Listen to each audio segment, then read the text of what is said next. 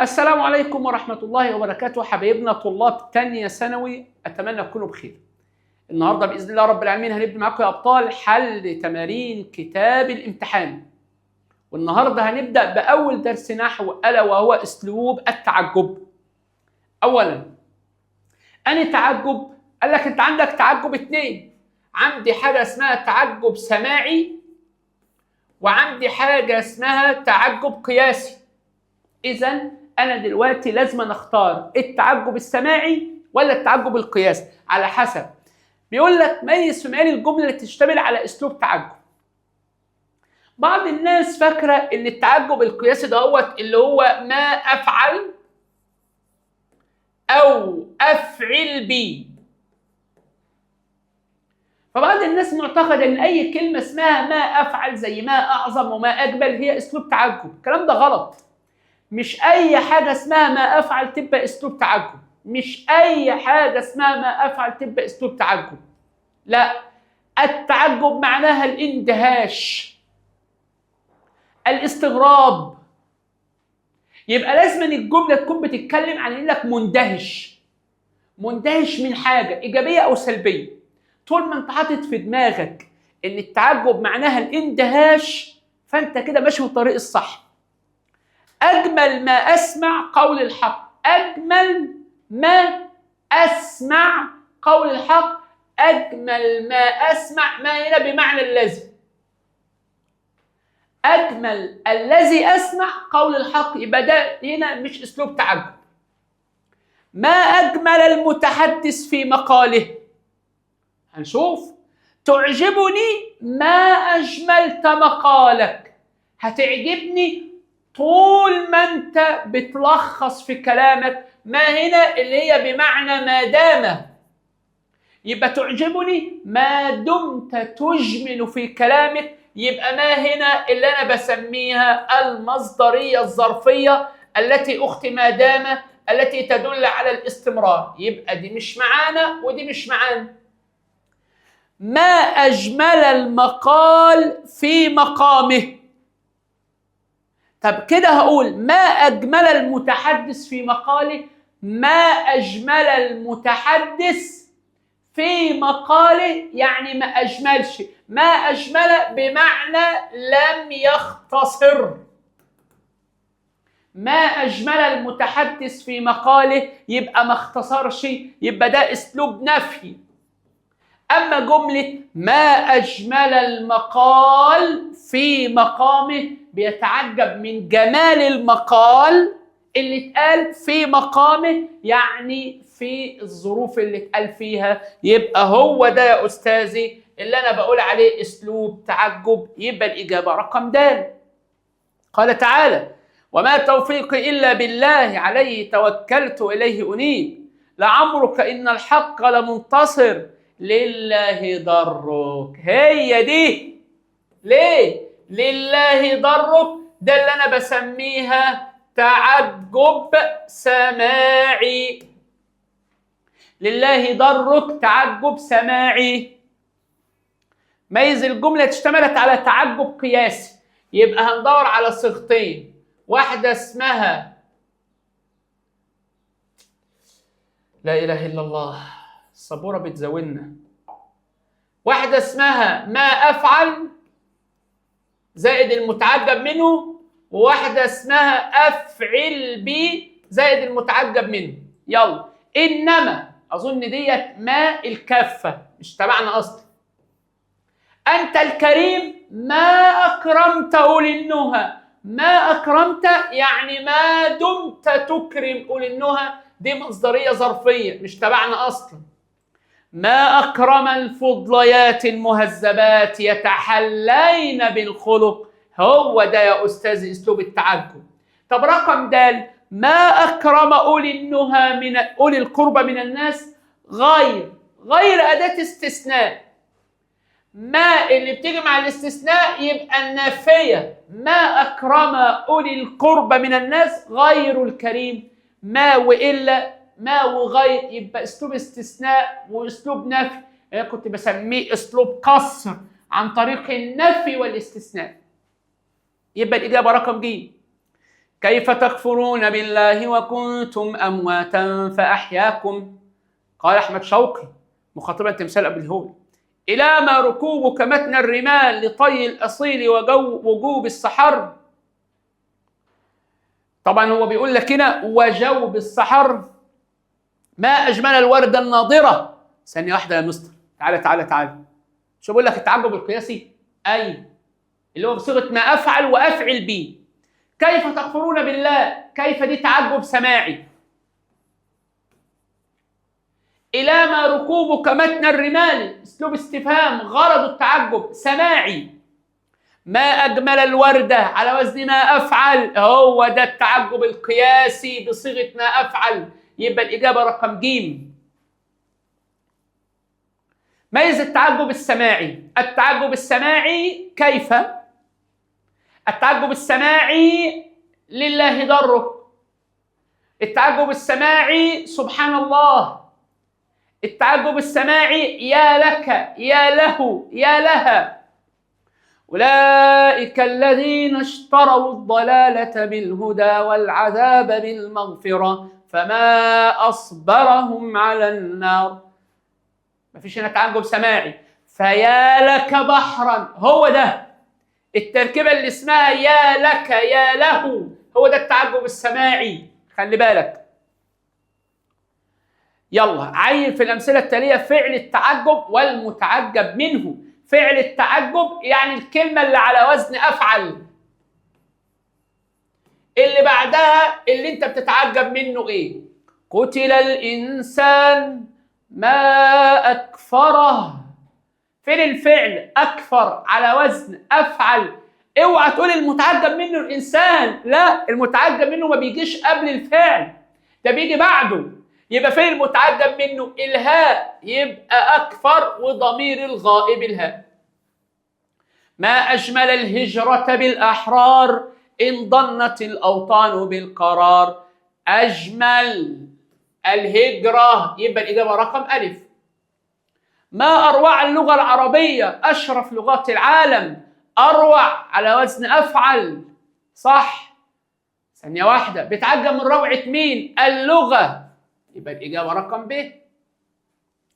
أجمل بأن نرشد في استخدام ماء النيل. أجمل بي على وزن أفعل بي، أن نرشد المصدر المؤول هو ده المتعجب منه.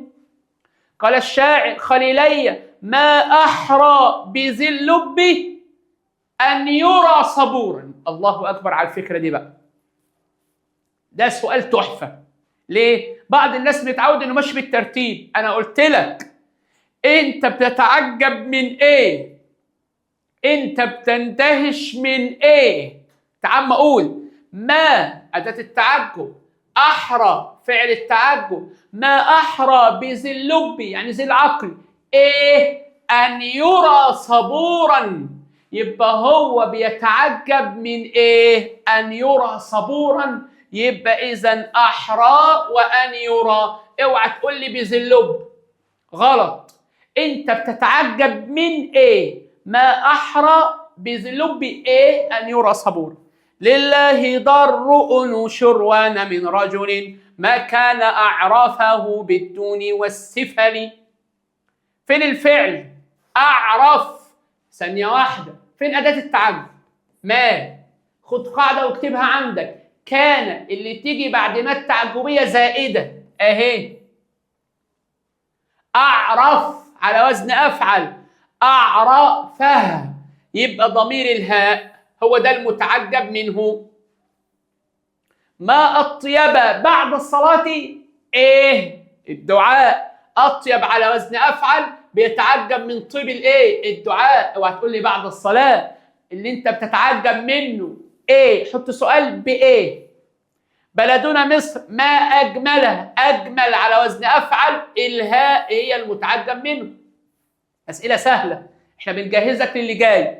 اعرب أسمع بهم. أفعل بي. أسمع فعل ماضي جاء على صيغة الأمر. الباء حرف جر زائد. هم ضمير مبني في محل رفع فاعل. ضمير مبني في محل رفع فاعل. الباء الباء حرف جر زائد الضمير هم اللي بيجي بعد حرف الجر الزائد فاعل. كويس قوي. إذا عمر الإنسان 90 حجة فأبلغ على وزن أفعل بها الباء حرف جر زائد الهاء متعجب منه فاعل عمرا نكرة، ومش أي نكرة، ده نكرة منصوبة. أبلغ على وزن أفعل، كلمة على وزن أفعل جاي بعدها نكرة منصوبة وانت مغمض ما تفكرش تمييز، فأبلغ بها عمرا وأجر بها شكرا، يبقى عمرا وشكرا تمييز. ما أروع هذه الوحدة، ما التعجبية في محل رفع مبتدأ. أروع فعل ماضي، هذه متعجب منه في محل نصب مفعول به. المتعجب منه بعد كلمة ما أفعل في محل نصب مفعول به الوحدة، هذه اسم إشارة. الوحدة فيها ألف ولام، تالتة إعدادي بدل، والبدل على حسب اللي قبله يبقى بدل منصوب. ما أجدى على وزن ما أفعل، فين المتعجب منه؟ حسن مفعول به نكرة. إدارة، طب ينفع احط لها ألف ولام؟ يلا، ما أجدى حسن الإدارة، تنفع؟ أيوة، طالما ينفع احط لها ألف ولام يبقى مضاف إليه. مضاف إليه. ما أروع اللغة العربية، أسلوب تعجب. إيه اللي عجبك في اللغة العربية؟ ألفاظها، يعجبني الرجل أخلاقه، تعجبني الفتاة حياؤها، تالتة إعدادي. ألفاظها، الهاء عايدة على اللغة، وده اللي كنا بنسميه في تالتة إعدادي بدل. طبعا كنا بنسميه بدل في تالتة إعدادي. أعظم بشعب على وزن أفعل به، أعظم به الباء حرف جر زائد، شعب فاعل مجرور لفظا مرفوع محلا. الشعب ده ماله؟ فكره. لو قال لك أعظم بشعب فكره كنا هنقول ساعتها كلام. شوف بقى بدل ولا الكلام، بيقول لك أعظم بشعب فكره مستنير، دي جملة على بعضها. فكره مبتدأ، مستنير خبر. والجملة الاسمية شعب نكرة ولا معرفة؟ نكرة. والجمل بعد النكرات صفات، يبقى الجملة الاسمية في محل جر نعت. نعت نوعه جملة اسمية. اعرف كلمة أعظم. ما أعظم الأمة العربية، أسلوب تعجب. ما التعجبية مبتدأ، أعظم فعل ماضي مبني على الفتح. الأمة العربية أعظم الأمم، ده أسلوب تفضيل وده أسلوب تعجب. كلمة أعظم في التفضيل تعرب حسب موقعها. يلا، الأمة مبتدأ، العربية نعت، أعظم خبر. يبقى الإجابة يا أستاذي فعل ماضي وخبر مرفوع بالضمة. كويس قوي، جميل. عبر عن مضمون الجمل التالية بأسلوب تعجب. يلا، يو يبقى ماضيها يصغي العاقلون إلى ما ينفعهم. يو يبقى ماضيها أصغى. الفعل طلع غير ثلاثي، وانت واخد معايا قبل كده وشرح لي لما يكون مديني فعل غير ثلاثي وعاوزني اجيبه في اسلوب تعجب، اروح اجيب المصدر الصريح او المؤول. يصغي مصدرها اصغاء، ده المصدر الصريح. طب المصدر المؤول ان يصغي. يلا كده اهي يا استاذي، ما احسن اصغاء. يبقى لما يديني فعل غير ثلاثي اروح اجيب منه المصدر اللي انا بسميه المصدر الصريح.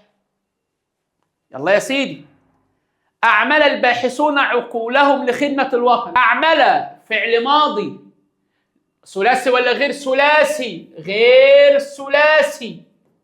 ولما يديني فعل ماضي غير ثلاثي ما اروحش اجيب منه اسم تفضيل بتاع ده فعل تعجب، ما اروحش اجيب منه فعل تعجب، اروح اجيب منه المصدر الصريح او المؤول.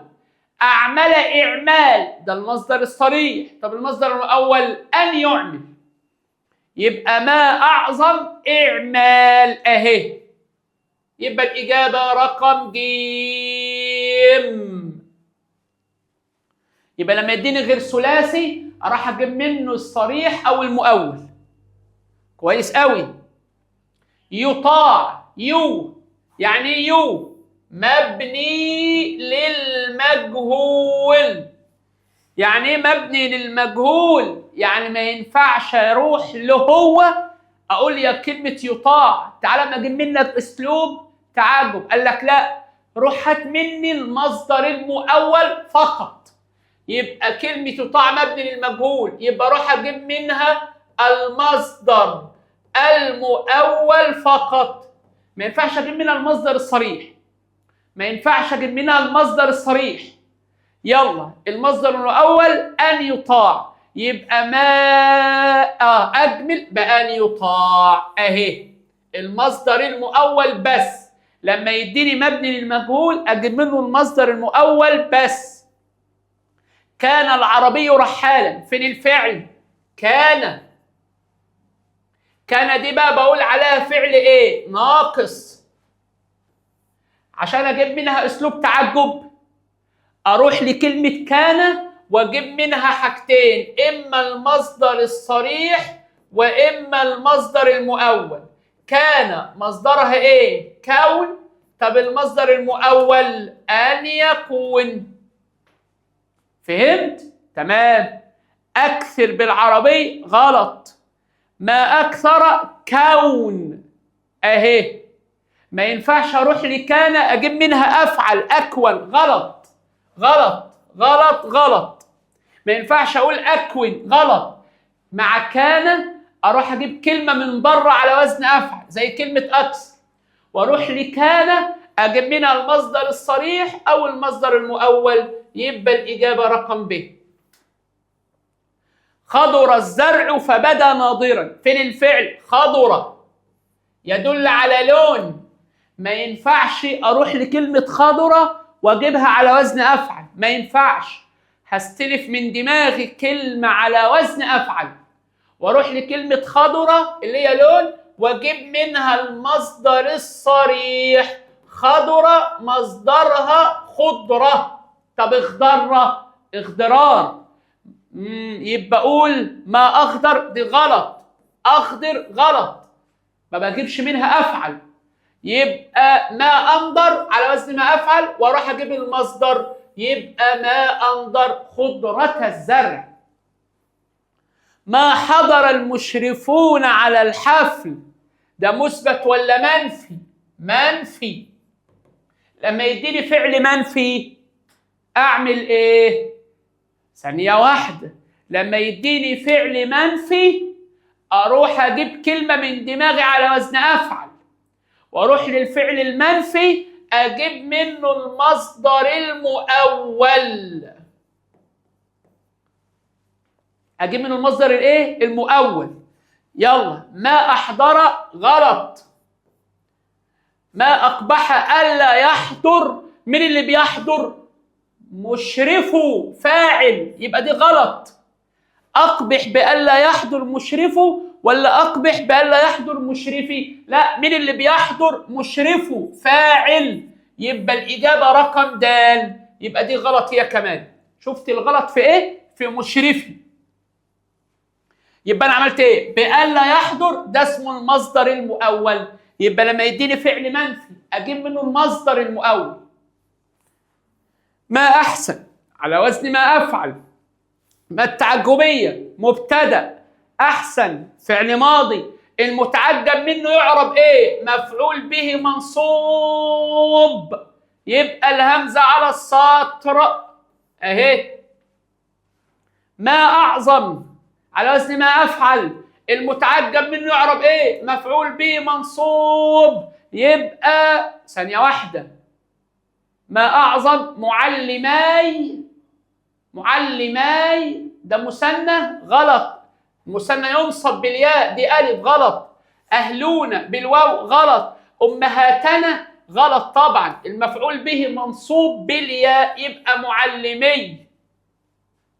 أكرم بي، أفعل بي، الباء حرف جر زائد، طب اللي بعدها فاعل، بس فاعل ايه؟ مجرور لفظا، يعني لازم يكون مجرور، لازم يكون مجرور اهو، يبقى كلمة ذوي فاعل مجرور لفظا مرفوع محلا. طب انا بتعامل مع الكلمة على انها مجرورة ولا مرفوعة؟ مجرورة، ماليش دعوة بمرفوع محلا دي، هو اي نعم فاعل بس مجرور في اللفظ، يعني لازم اجيبه مجرور. ما أكثر في وطننا العربي نقط المحافظين، ما أكثر على وزن ما أفعل، ما أكثر إيه؟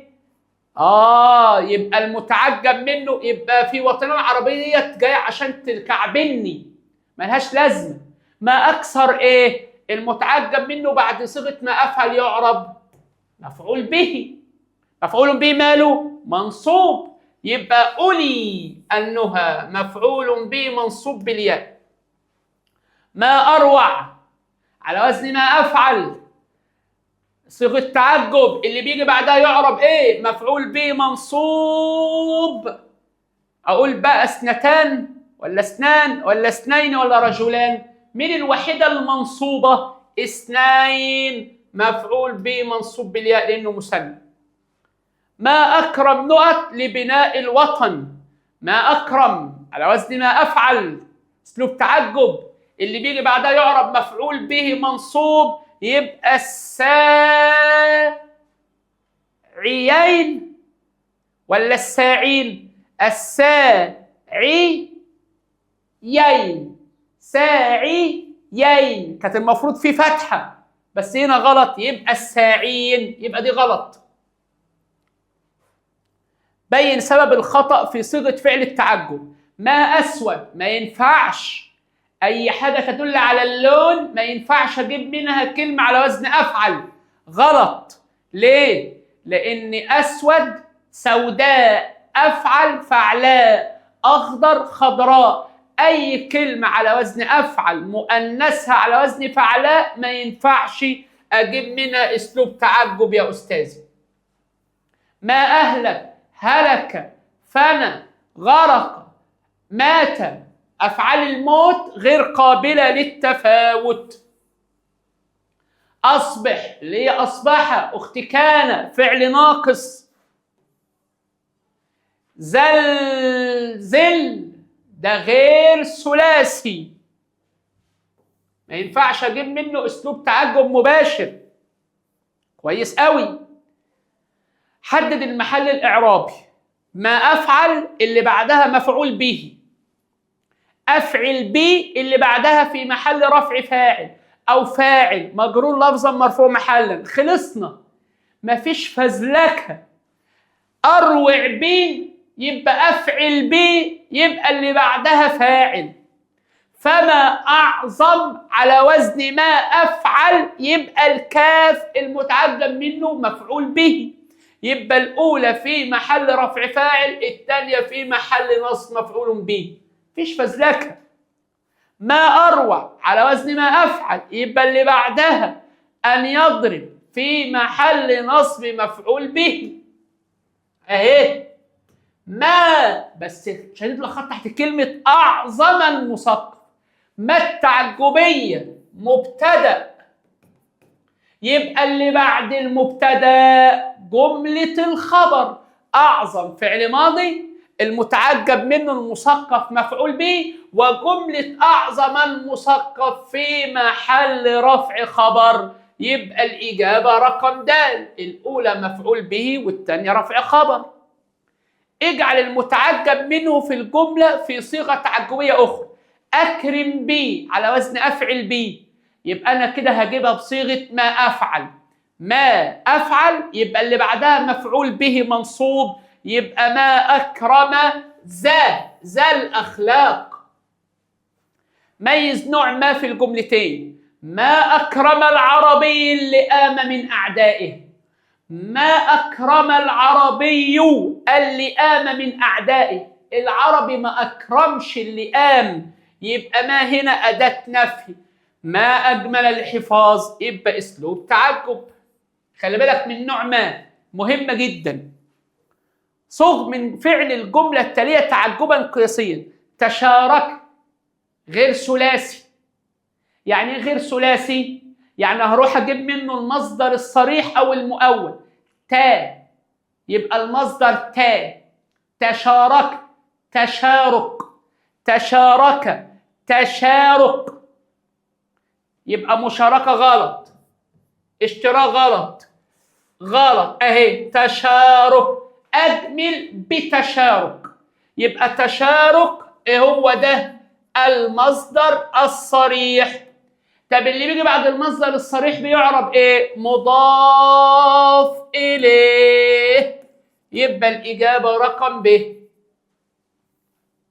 حدد الجمله التي تشتمل على متعجب منه معرب بعلامه اصليه.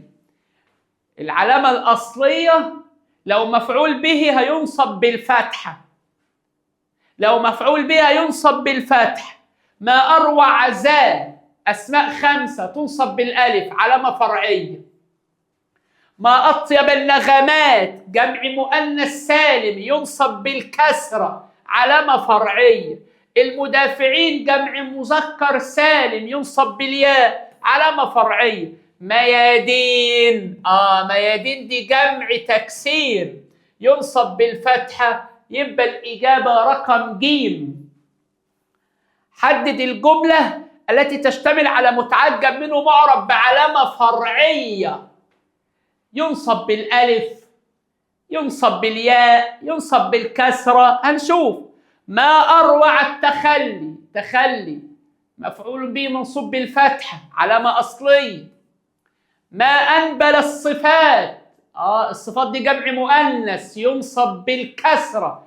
ما أنبل الصفات أسلوب تعجب. الصفات دي متعجب منه يعرب ايه؟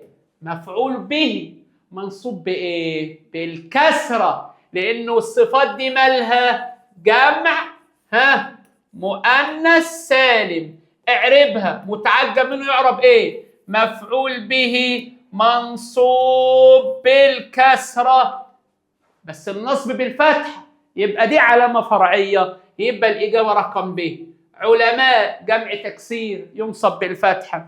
طب أبيات مش زي صفات؟ لا. ليه؟ أبيات جمع تكسير. مش معنى لأن التاء اللي في أبيات من بيت، يبقى التاء دي كنت بسميها تاء أصلية. إنما الصفات من الفعل وصف، يبقى التاء دي زائدة، وطالما التاء زائدة يبقى جمع مؤنث سالم. أما أموات مات، أبيات بات، أصوات صوت، يبقى التاء أصلية، يبقى جمع تكسير ينصب بالفتحة عادي جدا، يبقى دي علامة أصلية. يبقى الإجابة رقم ب هي الوحيدة اللي علامتها فرعية، لأنها جمع مؤنث سالم ينصب بالكسرة. ده كان بالنسبة يا أستاذي لتمارين كتاب الامتحان فيما يتعلق بأسلوب التعجب. أسلوب التعجب فيه كذا فكرة. الفكرة الأولى إنك تفرق بين أنواع الماء، ومش أي ما تقول عليها تعجب. في ما الموصول والنافية، وفي ما التعجبية، وفي ما الاستفهامية. مش أي حاجة على وزن أفعل تقول عليها أسلوب تعجب، ممكن تجيلك أسلوب تفضيل. مش كل حاجة تقول عليها ما أفعل تعجب. ادي رقم 1. رقم 2، ما التعجبية مبتدأ واللي بعدها فعل ماضي والمتعجب منه مفعول به. أجمل به، الباء حرف جر زائد واللي بعدها فاعل مجرور لفظا مرفوع محلا. ما التعجبية مبتدأ واللي بعدها جملة الخبر، جملة فعلية في محل رفع خبر. مفهوم يا أستاذي؟ أفعل اللي بعدها نكرة منصوبة يبقى تمييز. أي كلمة على وزن أفعل لو بعدها نكرة منصوبة تبقى تمييز. فانتبه لو سمحت يا أستاذي، لدي أهم أفكار أسلوب التعجب. هي دي كذا فكرة، 3 4 فكرات وبس، فانتبه لهم. بارك الله فيك. إلى اللقاء إن شاء الله في الدرس اللي بعده بإذن الله فيما يتعلق بحل تمارين كتاب الامتحان لتانية ثانوي. في أمان الله.